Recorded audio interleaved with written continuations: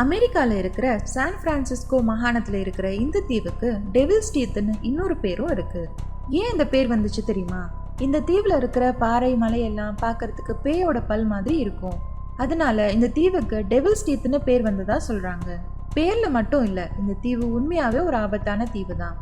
1946 இருந்து 1970 வரைக்கும் அமெரிக்க அரசாங்கம் இந்த தீவுல கிட்டத்தட்ட 50,000 கண்டெய்னர் நியூக்ளியர் கழிவுகளை புதைச்சதா சொல்றாங்க.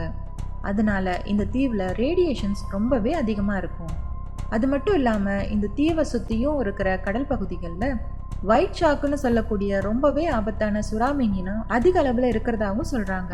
இந்த ரெண்டும் தான் இந்த தீவை ரொம்ப ஆபத்தான தீவா மாத்திருக்கு. 1929 வருஷம் 53 பேரோட வந்த ஒரு போட் இந்த தீவுக்கு பக்கத்துல வந்தப்போ காணாம போயிருக்கு. இது வரைக்கும் அந்த போட்ல டிராவல் பண்ணவங்களுக்கு என்ன ஆச்சுன்னு இப்ப வரைக்கும் எந்த ஒரு தகவலும் கிடைக்கல.